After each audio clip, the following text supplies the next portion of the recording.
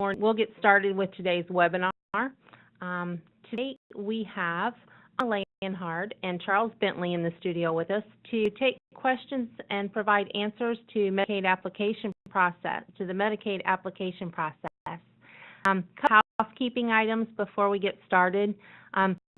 They will be answering questions that you submit today, so if you could put those content questions in the Q&A box, that would be easier for us to keep track of those that have been addressed.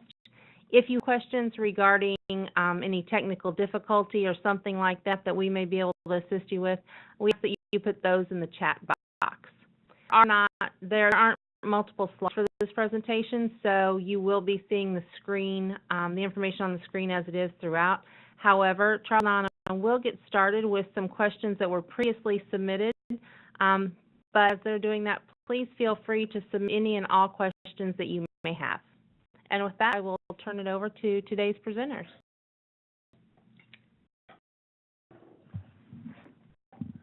Okay, like Heike said, we're going to need the microphone.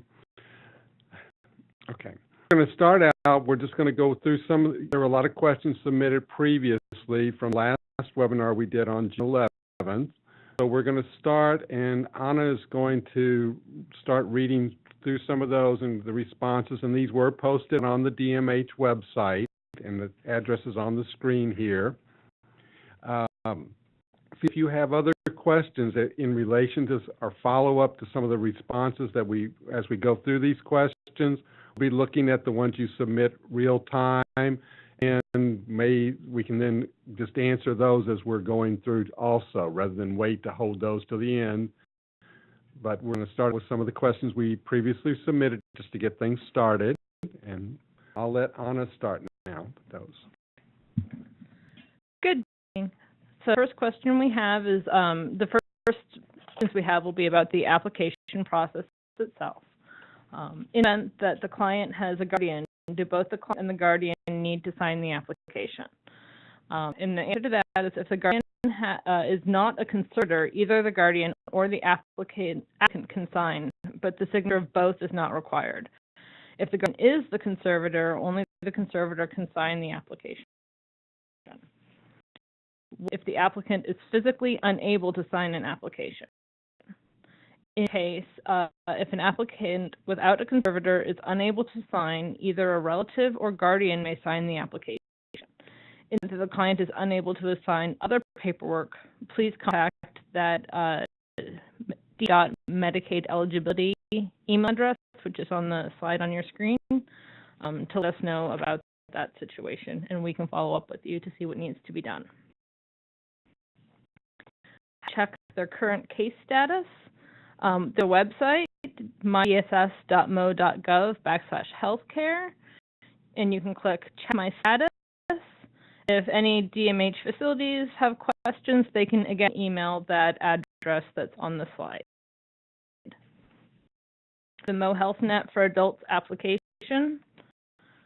If application, there's contact information on the top of it, and all their applications can go to the local office.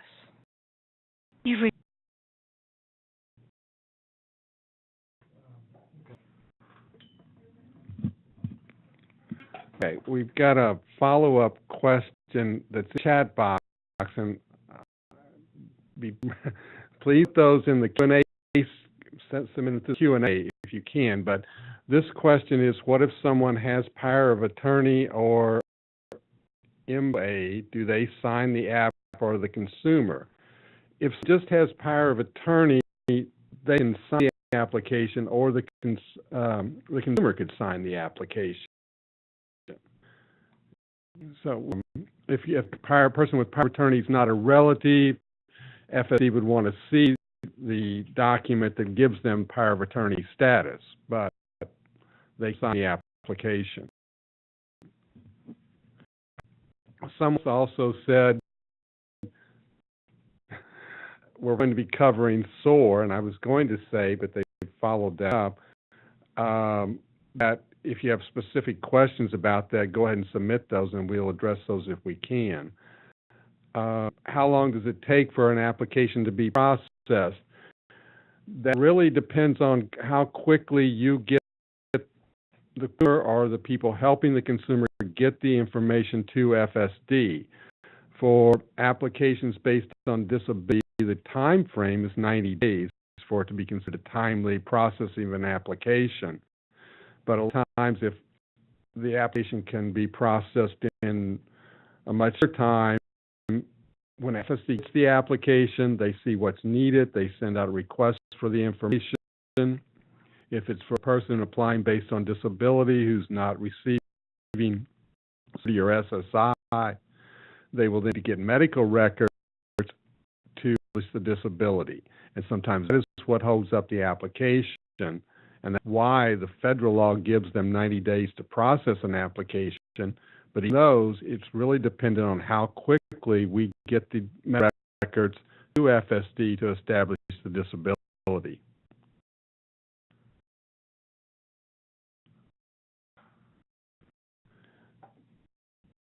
If they online, send support documentation using the RUSH cover sheet.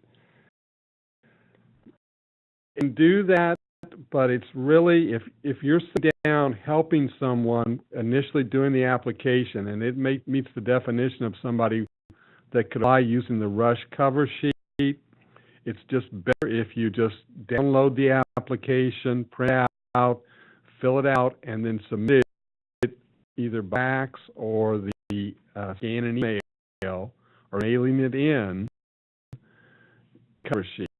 That way everything is together, it's clearly identified, it goes to the right unit that will process the RUSH applications for DMH consumers. If a consumer already applied online, when they come to you for assistance and you're sending supporting documentation with the RUSH cover sheet, especially medical records, it's helpful to use the RUSH cover sheet for that.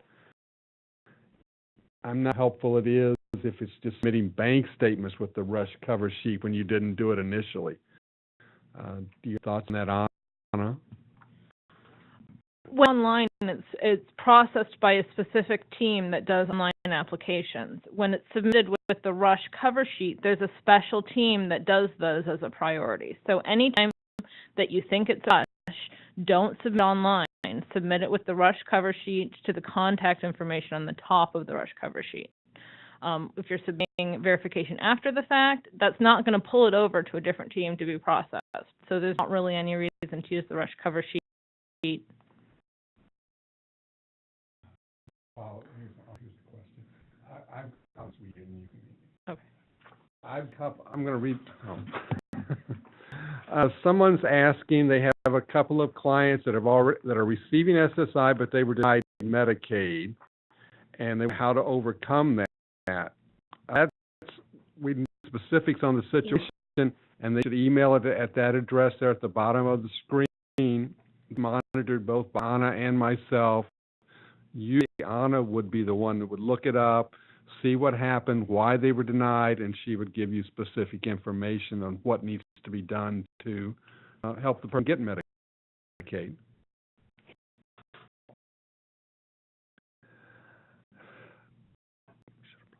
We have a question about what applications can be used during the RUSH with the applications.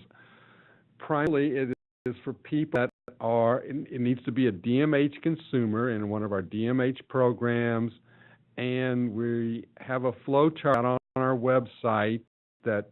With the link. Yeah. If you put that link.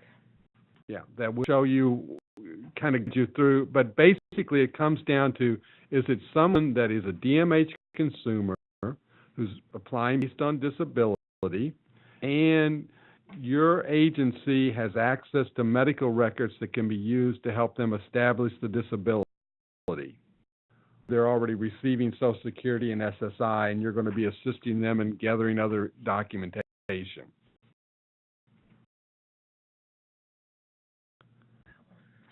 We addressed last time. Okay. Let me see. Let's see if we can.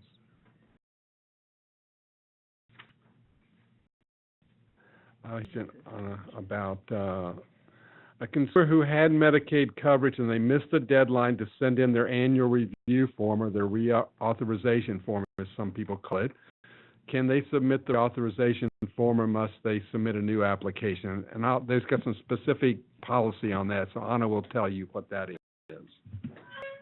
It depends on how long it has been since the case closed. So I would say email that DMH Medicaid eligibility on a case-by-case basis, and I can look into the case and let you know what needs to be done. Applying for Medicaid prior to 18 with use of the rush cover sheet, no. Continue to do the process that you have been doing for that. There's a sheet that you use for that.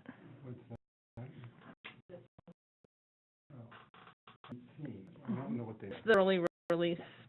Oh, It's this. There's if that question was about the early release from a facility, yes, you don't do the rush cover sheet for those. I don't mean by prior to 18. No, yeah, that wouldn't be with the rush cover sheet. No.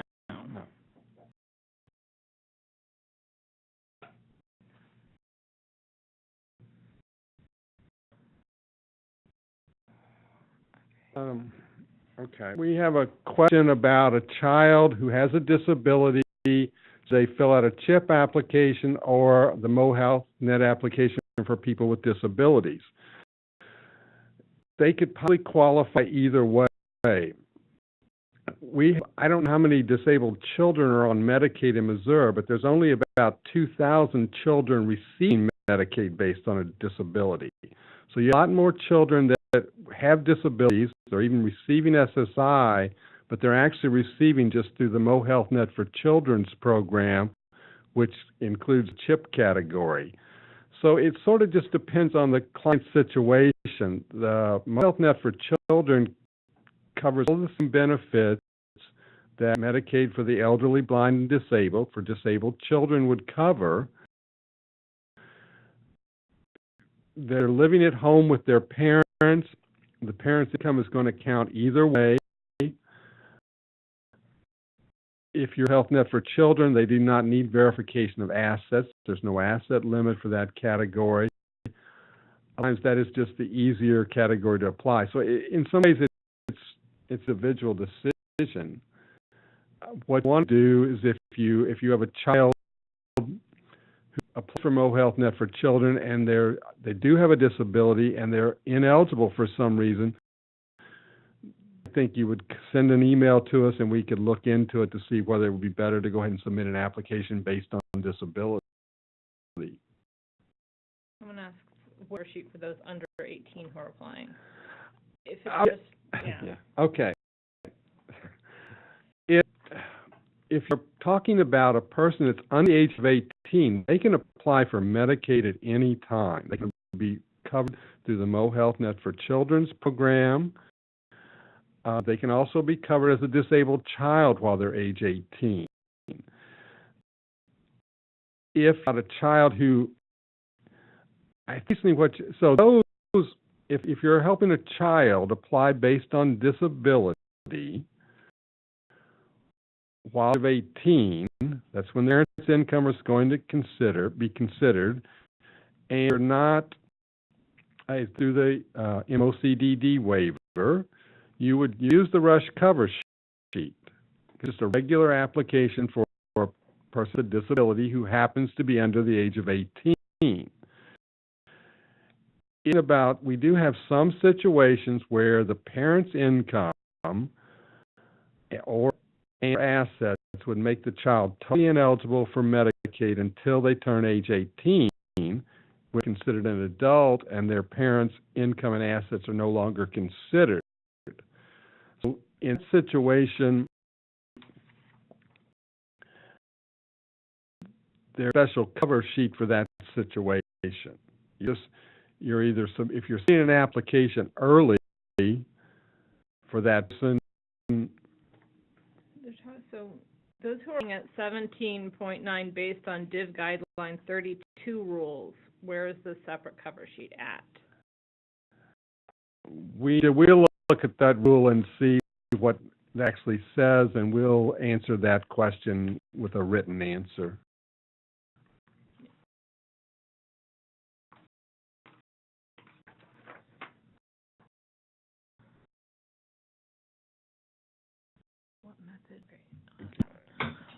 What method is used for submitting supporting documentation if an application is submitted online is the only option to take it to the local office. Always email it, and I believe that there is an option to upload documents through that portal, but I can follow up with that written as well, because you put it in. But I can also follow up with specifics on submitting through that portal, because that's not something I have encountered much. We mostly deal with paper applications.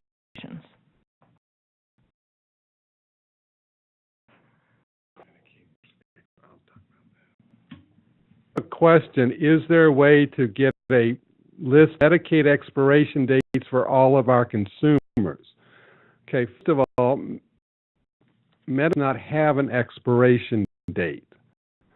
Medicaid is an open, once someone's approved for Medicaid, it's open-ended until the state, till Family Support Division takes action to terminate their Medicaid. Now, the Medicaid categories do require an annual review, where FSD sends out a review form and asks the consumer to submit that back within a certain time limit, so they can establish that the consumer continues to be eligible for Medicaid. It's not so approved in August, they're going to come due for a review next August, and prior to that, FSD will send out a review form. If you want to know when the review form is going, when a particular consumer is going to be due for an annual review, each month DH produces a list for all of the regional offices, all the community mental health centers, all our C-STAR providers that are out there on the DMH website that tells you all of your consumers that have a review coming due in the current month and the next 2 months. So someone from your agency should be downloading that report and distributing it throughout your agency, so that's how you know when a particular consumer you need to be helping a particular consumer fill out the review form and submit to FSD.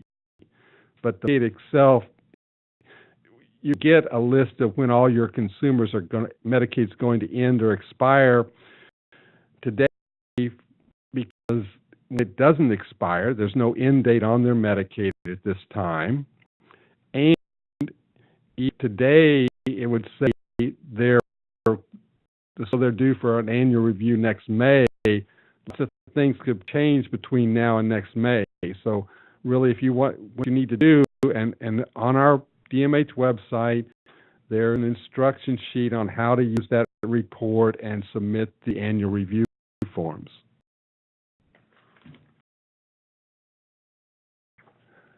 And a child with a disability access a Medicaid waiver with S-CHIP. Yes, they can. So yes, the Disabilities Division waivers, the comprehensive waiver, the community support waiver, who's in one of the CHIP categories, ME codes, they can receive services through those waivers.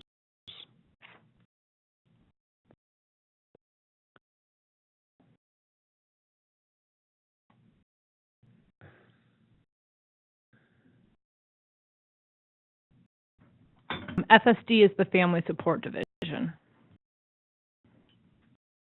Okay. How many pages are parents responsible for filling out when they're applying for only one child?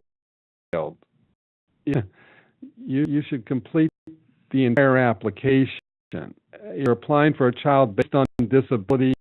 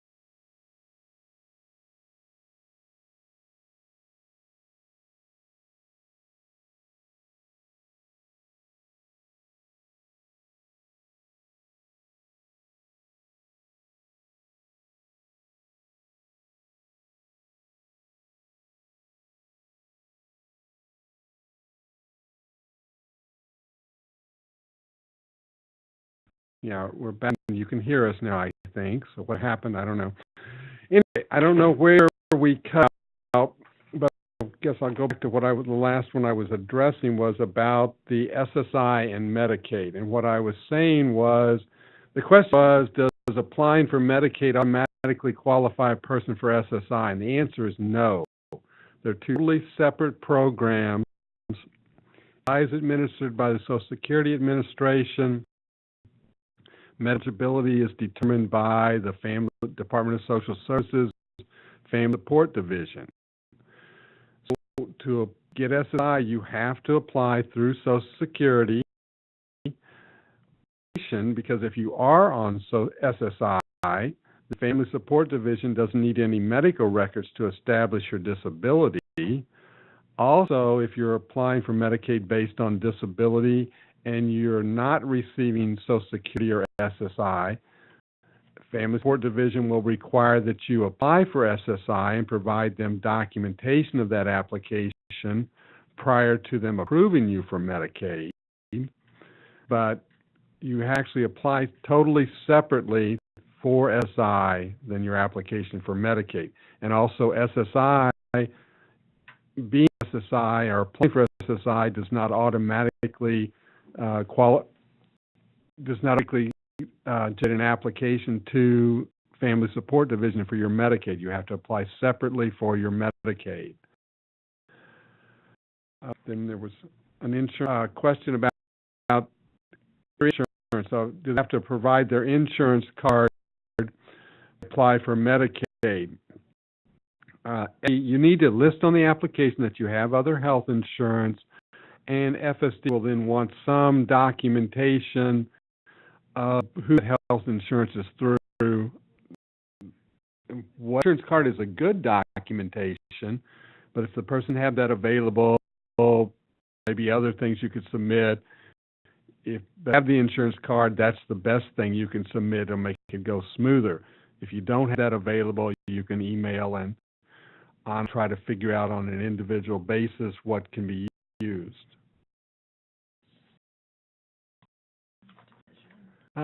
We're in Children's Division. I knew individuals that were in Children's Division that I cannot get a Medicaid card for, and now they have aged out. How do I get those? Okay, a child in the custody of the Department of Social Services Children's Division is automatically enrolled in Medicaid based on being in state custody. If they issued a Medicaid card just like anybody else, a MoHealthNet card, if you're talking about when the child aged out, is that what it said, Anna? Yeah. Okay. When child okay. In foster care, they could stay in up until, usually they leave at age 18. Sometimes they will continue them in custody until age 21. But when they do age out, when they end their foster care coverage, they are automatically entitled, if it's age 18 when that happens, then they can receive Medicaid in another category as a former foster child until age 26. That determination is also made by Children's Division, isn't it, Anna? Yes. Okay. So they should be contacting the local Children's Division office in the county where the child was. If you're into specific concern about they're saying you can't do that or they're not going to be eligible or something like that, again, email us and Anna and I will look into what's going on with that Medicaid. You apply before you can apply for Medicaid? No. You don't have to have SSI before you can apply for Medicaid. If you have SSI, it will make the application easier, the process easier, because no medical records are needed to establish a disability.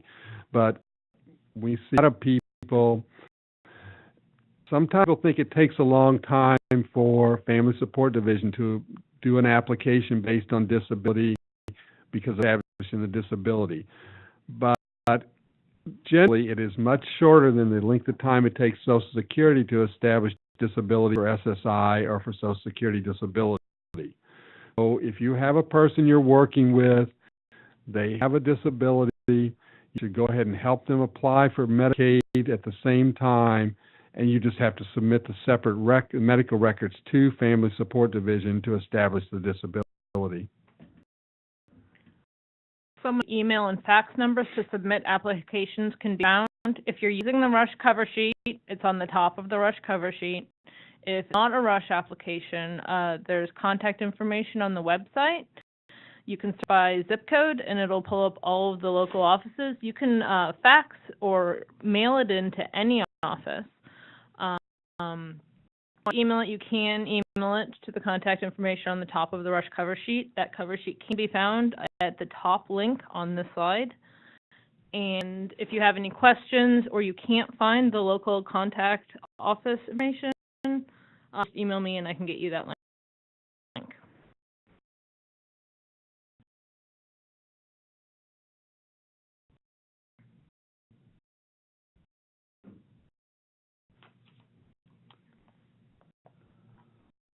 Can we Medicaid review to Greene County office when we're the consumer auth rep? Email about that, and I can get you some specific information.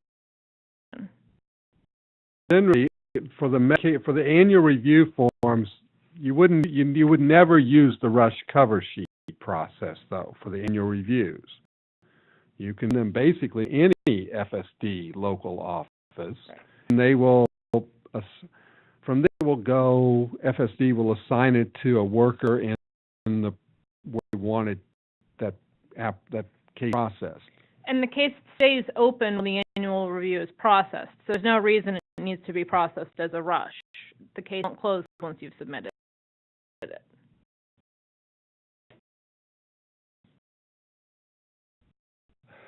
So asking what's recommended applying for SSI in the office or in person or online. That's really you're applying through Social Security. I think a lot of people that we've worked with have found it is relatively easy to do an online application through ssa.gov. Probably if I were helping someone apply, that's the first thing I would do. I would look at that. I would then probably call the nearest local Social Security office. Security Family Support Division, even though they don't process applications in every county, they at least have a physical office, a resource center in every county. So I don't believe they do. So it might be a hardship to try to go to a local office. But if I were helping someone, I would first look online to see about the possibility of applying online, and then maybe call the number for the local Social Security office to discuss whether I should bring the person in I was helping. So there are a couple questions about the RUSH cover sheet. Someone asks what it is. So we developed the RUSH cover sheet. It's for DMH consumers who are in need of medical assistance as a priority due to their disabilities, such as they need prescriptions as soon as possible. Again, it can be found on the top useful link. And it is all processed by a special team. They are located in Greene County, that's Springfield, Missouri. And there's an email address that's FSD medical applications, I believe, or hospital applications. Mm-hmm. And that link's on the top. And there should be a date on the bottom of the RUSH cover sheet. We do update it regularly. But the link, again, on that top useful link to the RUSH cover sheet should have the most up-to-date one. We're going to be pushing out a new one in the next couple weeks. Yeah. Address for the submit them to, it does say hospital applications. You don't have to be a hospital to use it. That's just the address that FSD originally established when they were primarily getting applications that way from hospitals, but use it the same address because it goes to the same office for other agencies that are working with consumers. SSID, there is the Terry case that helps Expedite. Is there something like that? There's something like the Expedited Medicaid application. I don't know Yeah. I don't know what the Terry case is. If it's we're talking about expediting SSI, Social Security disability applications, I think you need, that's a different conversation.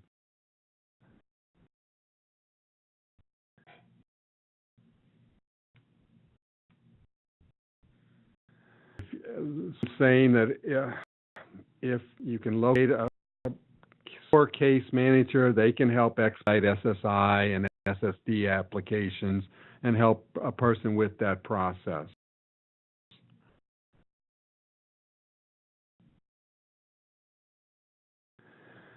Someone's asking, and we do have a lot of places like this, facility, an agency that is both an FQHC, a federally qualified health center, with a medical department, and they also have a behavioral health department, and which is a community mental health center.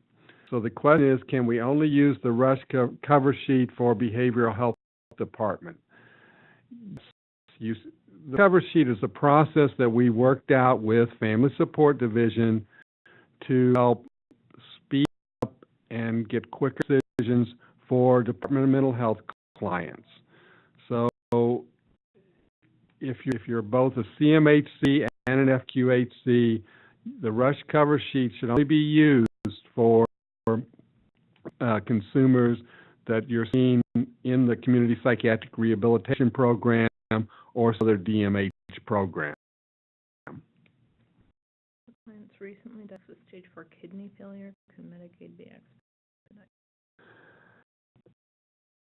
Is recently diagnosed with stage 4 kidney failure. Can the Medicaid application be expedited? The answer is there is no expedited Medicaid application process.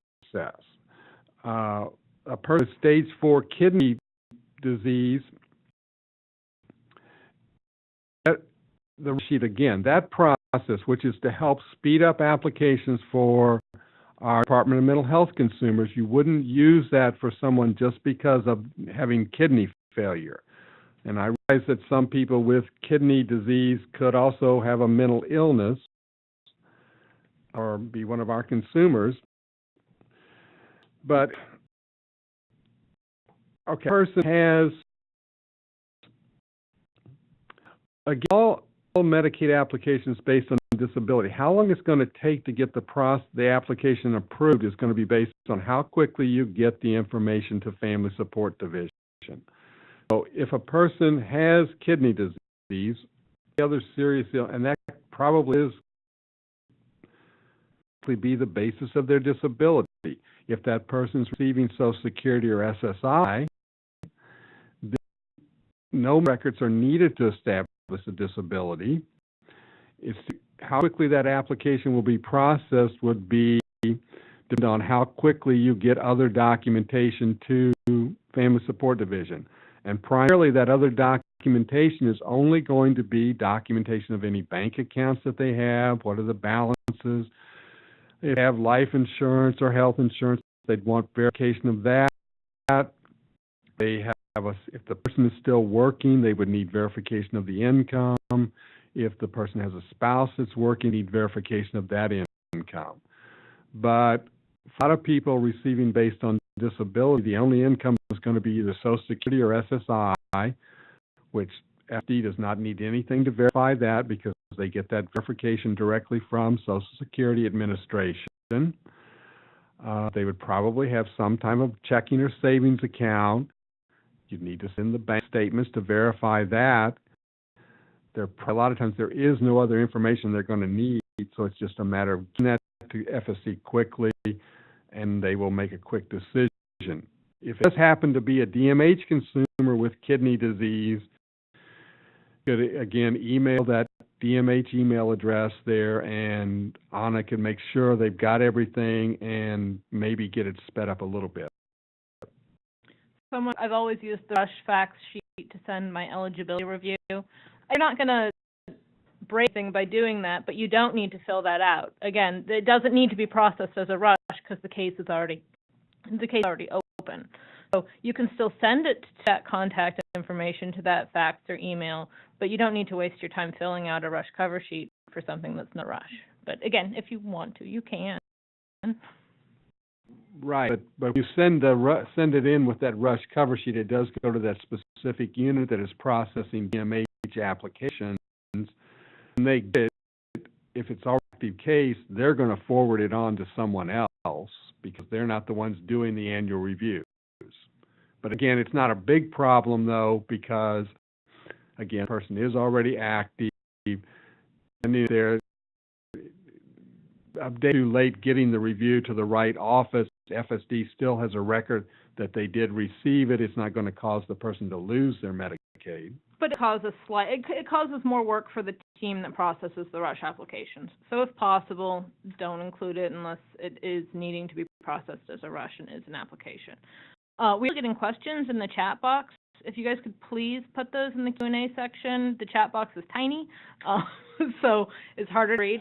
Someone asks, if someone, say at the hospital, applies for Medicaid, but form never turned in and another application is completed by the parents, does it cancel out both applications? No. If they receive two, they'll just process the first one they received. They'll use any information they got on the other one, but it doesn't cancel it out.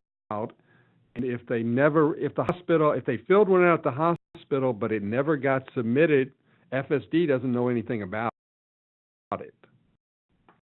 If you're having problems accessing it, I don't know what's wrong, email me and I can send you an updated link.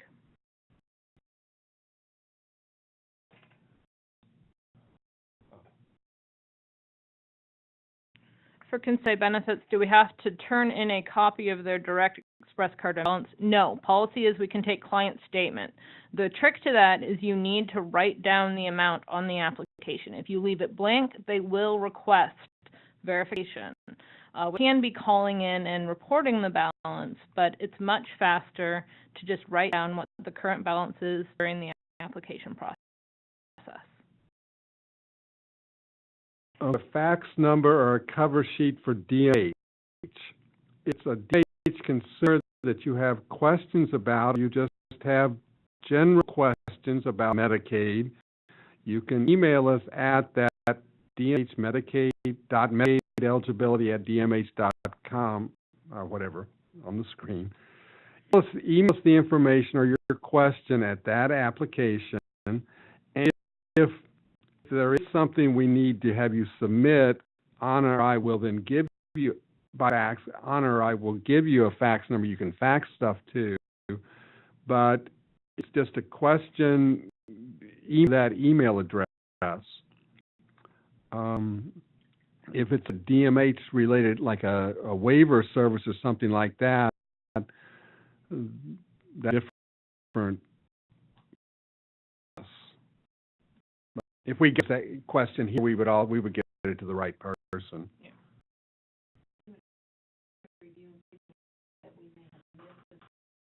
Through to see if we missed any questions. If and because we had that sound, if you think you asked a question and didn't get an answer, go ahead and ask it again, just to be safe.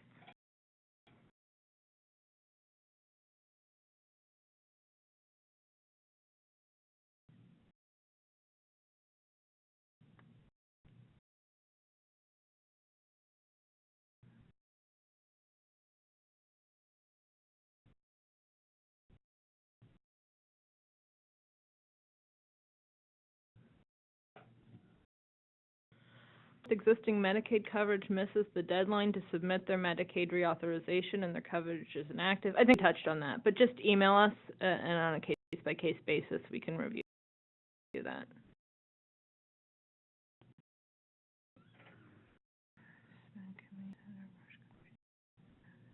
think we touched it. When I parents, guardians to sign the authorized rep sheets, what am I responsible to fill as the rep part from the information required on the authorized representative sheet? We went over it in the last one. I don't have an auth rep form in front of me, but you should fill out this. If you want to be the individual authorized representative, I think the section where it asks for your name and stuff like that, if you want the agency to be the authorized representative, you just fill out that section and ensure that it's signed by the guardian.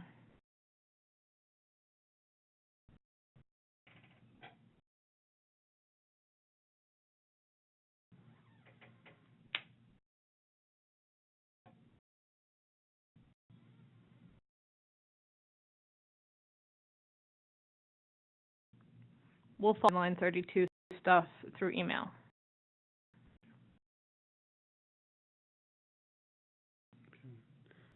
I've got 2 or 3 questions you got on an email. One, income verification. It says applicant stopped working and does not have pay stubs or a separation letter, and prior employer will not provide pay printout or letter. Then it goes on to say the applicant is a contractor for the company and did not receive pay stubs. Anytime you have a situation like that, you're going to want verification that the employment, if they had previously verified it, they're going to want information that the employment is terminated. A person who was working as a contractor really wasn't working for the company. They were a self-employed person. So FD in that situation would probably want some documentation just that they no longer are working there. Some case specific, I think. So I think if you're having getting anything from the employer, some of the letters we'll get from FSD that are just computer-generated letters will sound like, if you don't give me something that you can't, that the consumer sees as that's impossible to get, that they're going to deny your Medicaid. Well, they really won't do that, but they're going to need to explore it further and get better explanation. So that's the kind of situation on the individual case you should email to us, and I can review and see what they've asked for, what they know, and look at alternative ways to get documentation to show that the person is no longer working. It's back pay, and the client, so they get a lump sum on their Social Security or their SSI. In that situation, FSD will request verification of how they've spent the money, and a lot of times they'll ask for receipts because they're just looking to see that you $10,000, the resource limit's at $3,000. How did you get the $10,000 reduced to $3,000? So the question here is, what can they do to provide to show how the money was spent within 30 days? You gather a lot of things. You don't have to necessarily show a receipt for every penny that you spend, but you have to provide FSD with an explanation. So if you have a bank statement that shows this amount of money came in, this money was a bank statement that shows how different money was spent, and sometimes that is acceptable documentation. If they made a big purchase of something, a receipt that would show they bought a car or whatever.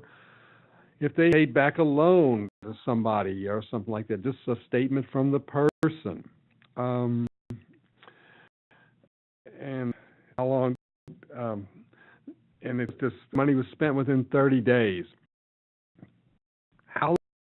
When SD is notified that a person has received this lump sum payment that would put them over the resource limit, they request new verification of resources, and they will then sometimes want to know, make sure that it has been spent down.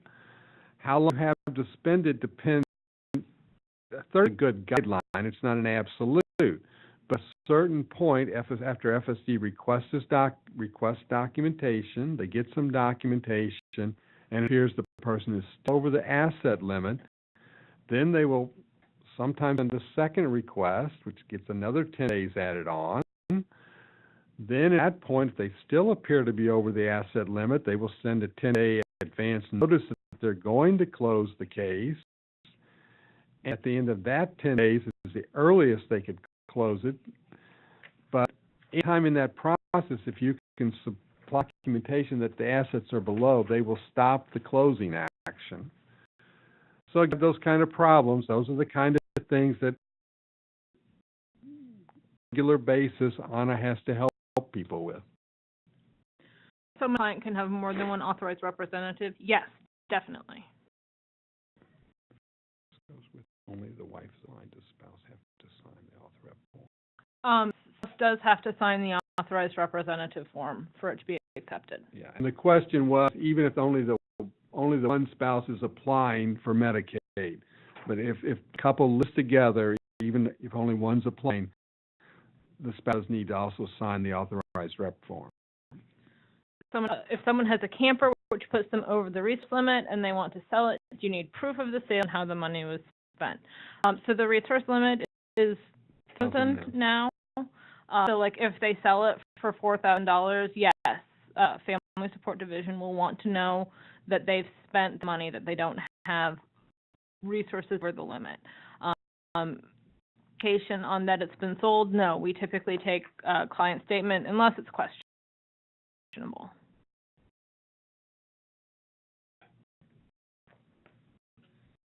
I think we're caught up on questions, so I'll read some more from last time. When records with the MRT packet, do they need to be within the last year? And MRT, the medical review team, does need current medical records from the past year, and more specifically within the last 6 months. If you have records older than 6 months, we encourage you to have the doctor sign the records with a note that the information remains relevant. You can also provide older records if you think that it helps, but again, having that doctor signing within the last 6 months really helps them to make a decision. Consumer has to supply a bank statement. Consumer does not have a bank account, but does have a bank card issued for their disability. What do you do? If it's a Direct Express card, we can take a client statement. They can call in and report what the current balance is. We do understand there's some problems with the call center, so if they don't want to or can't call in, they could also write out a statement. My account currently has $200 in it, and it's with Direct Express. Submit to their local office or to any office, and that will work as verification. If a bank card from any other, we would need a statement. Direct Express is the only one we can accept client statement on. Unless it's during an annual review. We can accept client statement on all bank accounts during the annual review, but for the initial application process, you do need to provide verification unless it's a Direct Express account. Okay, so is the rush cover sheet used when you're applying for 22 to 64 inpatient with a discharge in 90 days or less? And no, there's already a pre-discharge application process, and you would want to continue doing that. All right, so do no dependents who are living with non-family members fill out as if the application as if they are a household of one? Yes. If a person is 18 and still claimed on parents' taxes, do you include parents' income? Not Medicaid based on disability or blindness. Once the person turns age 18, the only income and assets that are considered are those of the person and their spouse if they have one. Is under the age of 18 and lives with a guardian, such as a grandparent, is the guardian considered the parent for the purposes of the application? Income and assets belonging to a non-parent guardian are not considered when determining Medicaid eligibility based on disability for a child under age 18. Only the income assets of the child and the natural or adoptive parents in the home are considered. What if hated or under 18 but married with a child and they live with the parent? One is under the age of 18 applying for Medicaid based on disability and is living with his or her spouse and parents. The parent's income and resources are not considered. The spouse's income and resources would be considered in that case.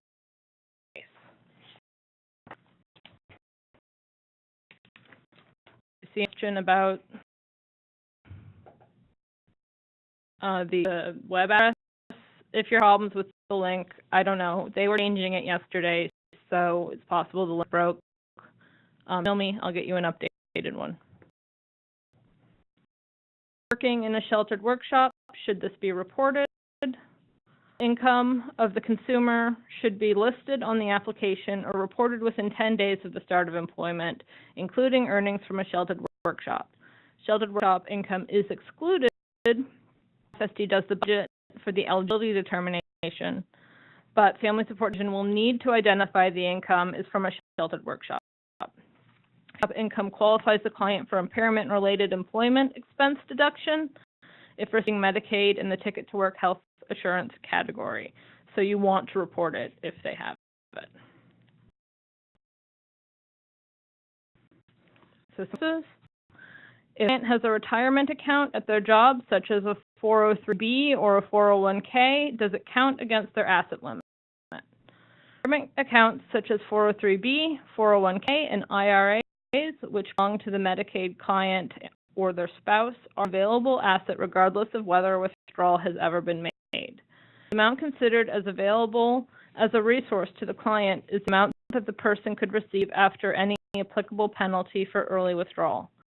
For children under the age of 18 applying based on disability, retirement accounts belonging to a child's parents are not counted. All accounts considered as an available resources must have these reported and verified, but they are not considered as an available asset. In residential care facility, does that mean that it is a supplemental nursing care application and their asset limit is $999.99? When a person in a residential care facility or assisted living facility licensed by the Department of Health and Senior Services, they typically apply for supplemental nursing care program, which provides both a cash grant and non-spend-down Medicaid coverage.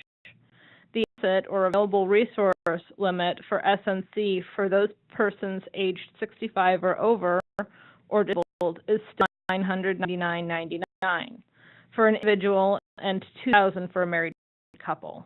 In an RCF or LF with assets above those limits but below the Medicaid limit could receive Medicaid coverage in ME code 11 or 13 but may have a space down.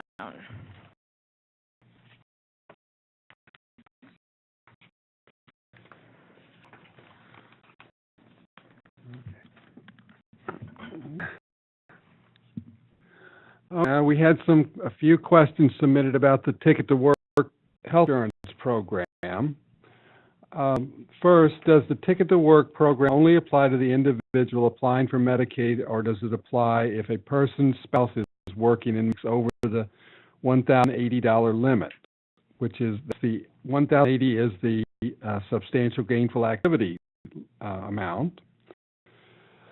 First, just basics. To be eligible for Ticket to Work Medicaid category, a person has to be both disabled, except for perhaps having income above SGA, and employed. For couples, both have a disabled, and only one might be disabled. When both are disabled, only one might be working, or both might be. So, with going to get Medicaid in the Ticket to Work category is if a married couple is going to be the spouse that is both disabled and employed. So if they're both disabled, they can both get Medicaid. Both have to be working for that Medicaid to come through the Ticket to Work category. If they're only disabled, then only one is going to get Medicaid in the disabled category, the Ticket to Work category, and that individual has to be the one with the employment. The budget to determine their eligibility is always done, though, as a couple application. Even though only one may be working and only one is a worker with a disability, they still need to verify both the income of both spouses. They're going to compare that income to the Ticket to Work health assurance income limits for a couple. So both has to be below the income limits, but only the one that has a disability and is employed is going to get coverage. So both disabled and one is working could qualify for Medicaid through the Ticket to Work category. The other one could still get Medicaid, but it would be through the regular spin down, non-spin down category. One spouse is disabled, that's to be the spouse that has the employment. Spouse earning above, though, the $1,080 limit is going to have no effect on the eligibility for the Ticket to Work health insurance coverage. Okay. Is transportation provided by family for the disabled person to and from work considered IRWE? All right. That's income-related work expenses. That's expense that the Social Security Administration uses to reduce income to below the SGA. So I think you need to talk to Social Security about that. I'm not an expert on what they allow into those impairment-related work expenses. If they allow transportation expenses, they probably would allow transportation that you have as provided by a family member. But as far as Medicaid is concerned, impaired work expenses for the work health insurance category don't have anything to do with eligibility. The work has a separate or solely named expense related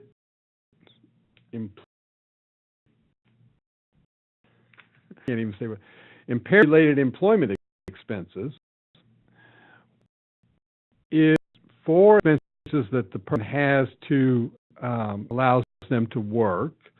But the way Missouri does that in its Medicaid program, you don't have to verify any particular expenses.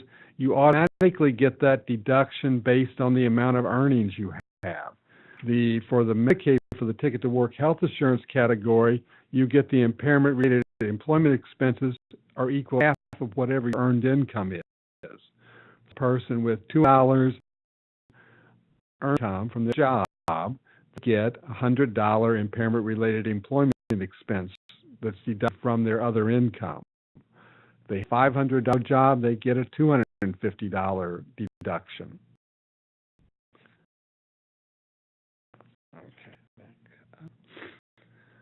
Maximum someone can earn while on the Ticket to Work health insurance program. All right, Ticket to Work health insurance has both a gross income limit and a net income limit. So the maximum they can earn is that gross income limit, which is 300% of federal poverty for a single individual that currently is $3,035 a month. So a per individual with a disability who no longer has any other income, their only income is from their employment, they get up to the $3,035 a month and qualify for Ticket to Work health insurance, Medicaid.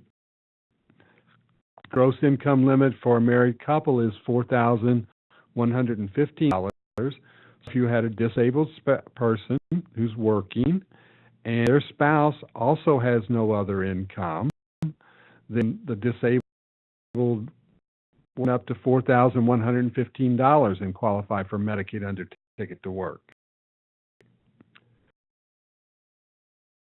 Ticket to Work for Medicaid, do they have to be on Ticket to Work with SDI, with Social Security Disability SSI, or are there different rules for Medicaid? Two totally separate programs that share the name Ticket, and that's because they both come from the same federal legislation that authorized Ticket to Work programs. There's the Ticket to Work program, the actual Ticket to Work program that is run by the Social Security Administration, which issue what they call a ticket to SDI and SSI recipients, and they use that ticket to go to an employment network, will then get reimbursed by Social Security for assisting that person in and getting training that they need to start employment for a variety of activities. So that's the actual Ticket to Work program. The program does not have anything to do with whether you're going to get Medicaid or not. There's been an optional Medicaid category that Missouri calls the Ticket to Work Medicaid category, the Ticket to Work Insurance program. That is the Medicaid category for people with disabilities who are working. So you can be in that category, whether if you don't have a ticket, you're using a ticket, maybe you never receive Social Security or SSI. You could qualify for Medicaid if you have a disability and you're employed. Health insurance is offered at a consumer's employer. Can they still apply for Medicaid coverage through Ticket to Work, or must they receive health insurance through their employer? They can receive Medicaid through, they can receive Medicaid even if they have other insurance. And just the work category or any other category except those children's health insurance categories. So they would have to report the insurance. If the insurance, they would report that to Family Support Division and Health Net Division. Although there's a health insurance premium payment program that Health Net Division administers, where if the person's on Medicaid through Ticket to Work or any other category, if they have insurance that's available, might pay for that other insurance premium.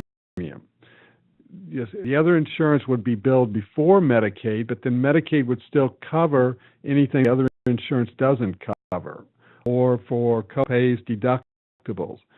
But what Health Net Division does is they do a cost-effectiveness analysis. They have standard numbers for that, and what they do is they determine it would be actually save Medicaid money if Medicaid paid for the person to take that other insurance available through their employer.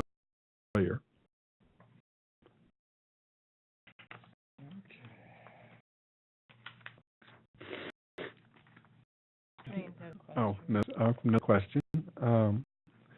FD has informed us that clients are ineligible for Ticket to Work health insurance because they exceed SGA. For example, a person has a Social Security disability of $800 and earned $1,000. Okay, that's just wrong. I can't do it any other way. First, the example you're giving here, they don't have income above SGA. SGA is $1,080. Second, SGA does not apply to Ticket to Work health insurance, Medicaid category. So just quickly doing the math here, this person with this $800 as security and $1,000 of earned income, if they weren't working, they would be non-spin down Medicaid. So when they work and they get this job earning $1,000, they're going to continue to receive their Social Security because there's not Social Security not going to start action to end their Social Security because they're below SGA. So their income for the Ticket to Work health insurance program is going to be below the income limit of $860. Their gross income is $1,800, which is below the income limit of $3,035, I think. So this person in this example does qualify for Medicaid and the Ticket to Work health insurance program. So if someone is telling you that they don't, you should tell us at this address. Also, on our DMH website, on our Medicaid eligibility page, which is one of these links that apparently we're going to have to check and make sure it's working, there is a Ticket to Work health insurance calculator where you could enter in information about a consumer that you're working with who has employment or is planning to be employed, enter what their Social Security and their other unearned income is, enter the amount they're going to receive from employment, and then it will tell you whether appeal on the information you entered, qualify Medicaid under the Ticket to Work Health Insurance Program. So I'd encourage you to use that.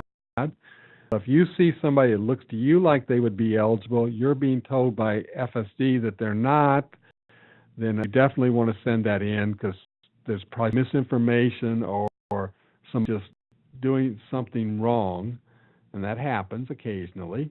And then I will check on that, and she will get it corrected, pointing it out to the right people. And children who qualify for Medicaid have a spend down. Yes, it can happen.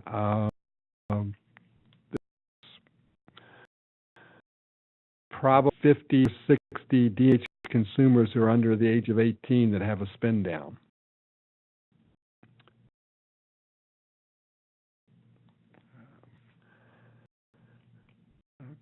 Okay, back to the Ticket to Work questions. If someone already has Medicaid and they get a job, can they qualify for Ticket to Work?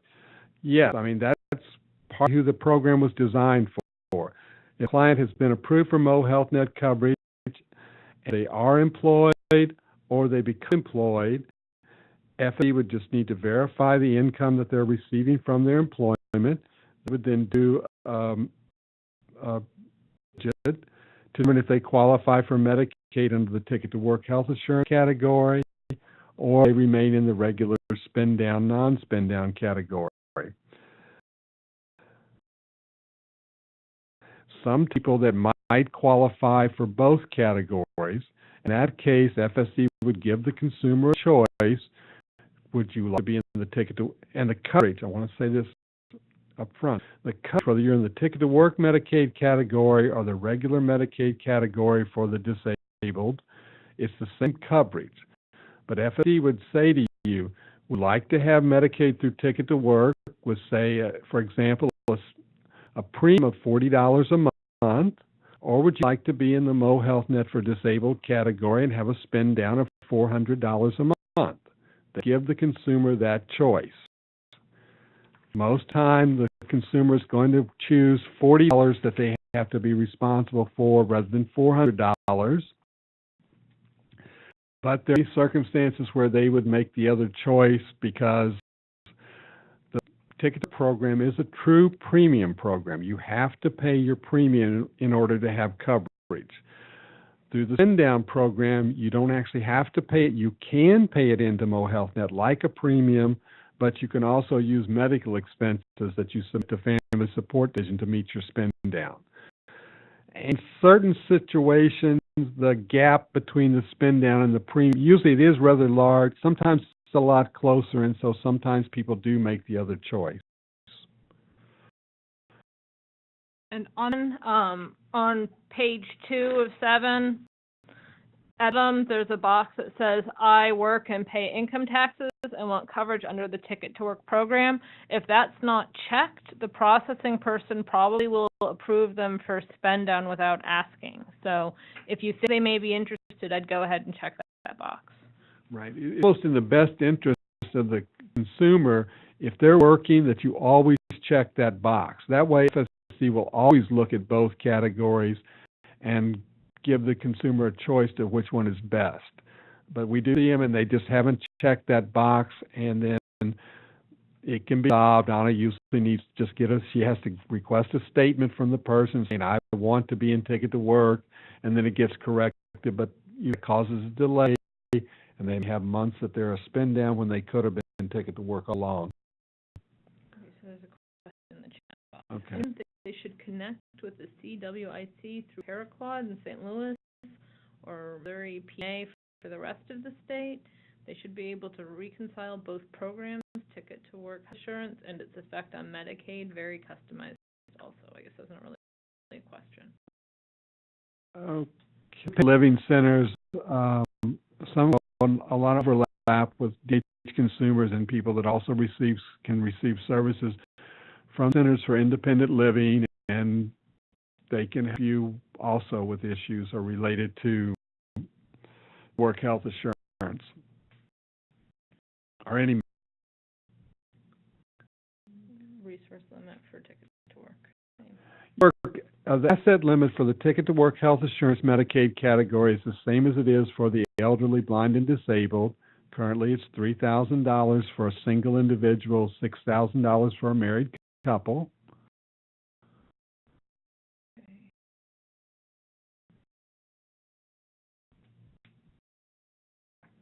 The consumer's Medicaid coverage is at risk of being terminated if she is covered under a Ticket to Work program, but they lose their employment due to termination, layoff, or resigning.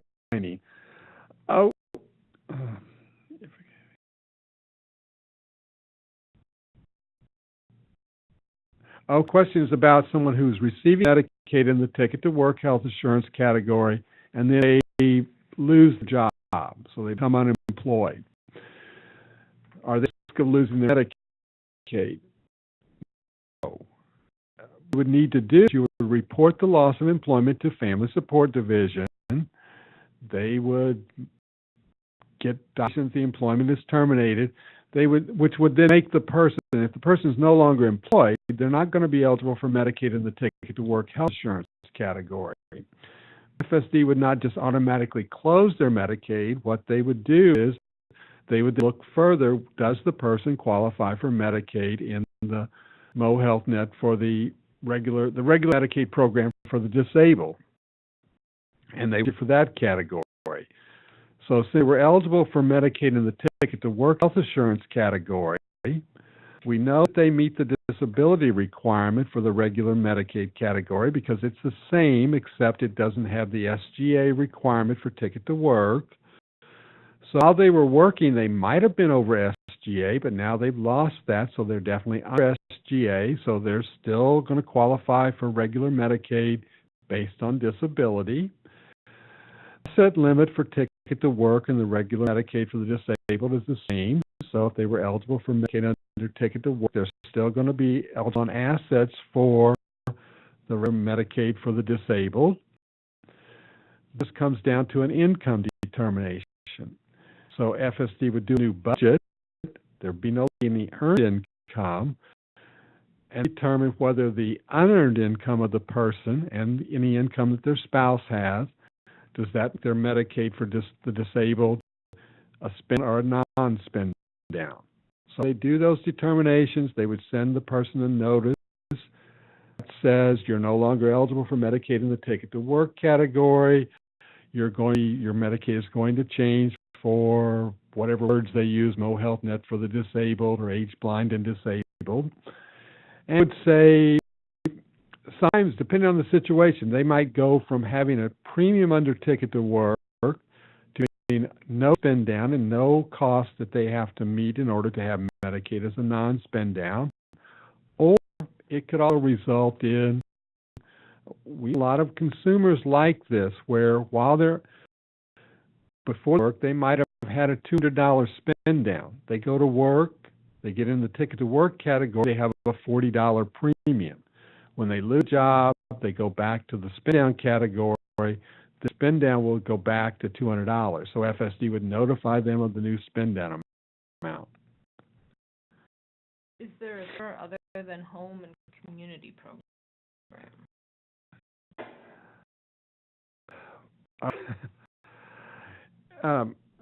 All right. It's not really a spend down waiver.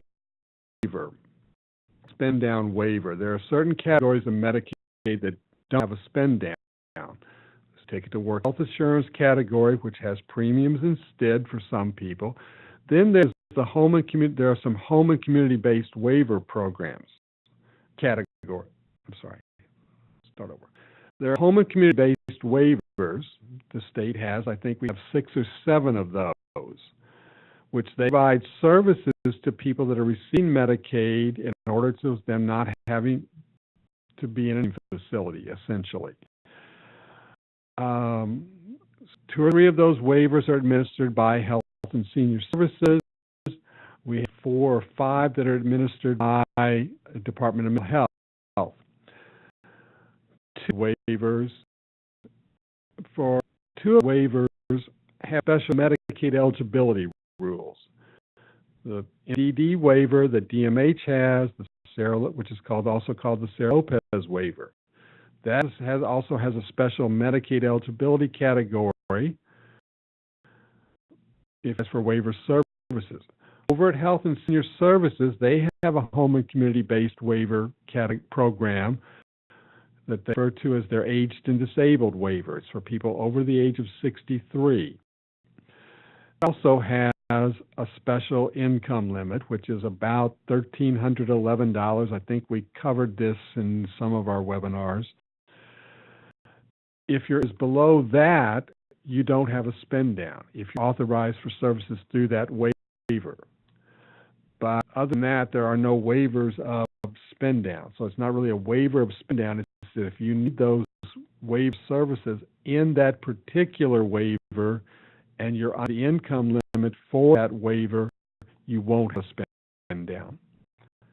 Does an able account as an asset while applying? Does an account count as an asset while applying for Ticket to Work? No. Able account is never considered an asset. One more. When a person is needing to transfer from the community waiver to the comprehensive waiver for living reasons and access residential supports, what is the process? One from the division address that and send out an answer to that question.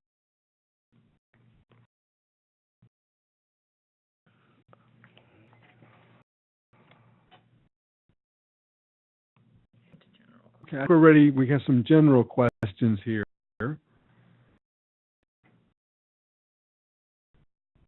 Okay, so this relates to spend down. Would the provider submit the medical expenses, or does the consumer submit the expenses? The answer really is either one.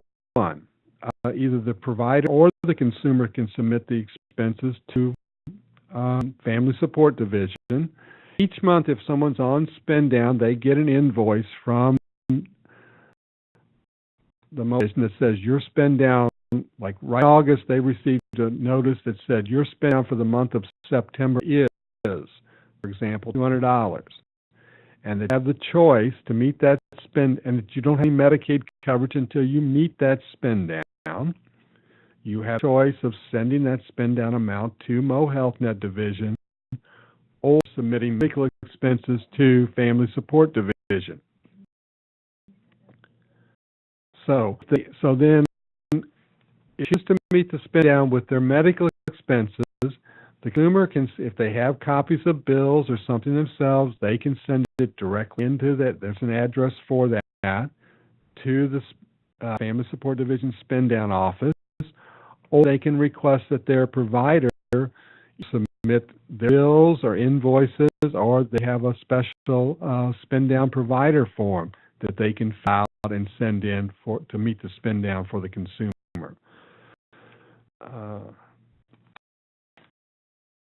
In case, if there are no medical expenses for the month and they choose not to pay for that month, and if they know they're not going to have medical expenses, they invoice each month from Health Net Division. And so if they know they're not going to have any expenses for that month, they could simply choose not to pay. Like when they pay it works like a medical premium. It's not truly a premium. You can always pay in your spend down amount retroactively. Most people that do the pay-in, they know that every month my spend down is $100. I always have $100 of medical expenses that aren't covered by Medicare or other insurance. So I always meet it. So the simplest thing for me to do is always pay in that $100 in advance, so there's no disruptions in my Medicaid coverage. Someone who though maybe has a $300 spend down and their medical expenses vary, they can choose not to, and they're just going to choose. A lot of times they will just choose to send their bills when they have them to meet the spend down. So if you choose not to meet your spend down in a particular month, you're still open case and you can still meet the spend down for the next month. And also, if you do choose to pay it and then you turn out that you do not have medical expenses for that month that Medicaid paid because you didn't have any, so a person that paid the $200 for August, who ended up using no medical care that Medicaid paid for will get their $200 pay-in amount back. Just that they won't get back for about 13 or 14 months because providers have 12 months to submit a claim to MoHealthNet. Like right now, a consumer might know I paid $200 for July 2018, and I know I did not use any medical services, so I should get my $200 back. MoHealthNet division won't know that until August 2019, and that's when they will issue the refund. But it always has a choice every month whether or not they want to pay in that spend down amount or not.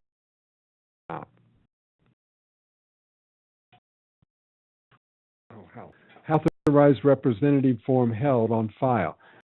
They have a specific end date for the authorized representative form. So once a person knows someone is the authorized representative for Medicaid, remains in the system, the person remains their authorized representative until consumer specifically fill out the form again to request that authorized representative be ended. Okay, so prepared questions had. Does anyone have any other questions?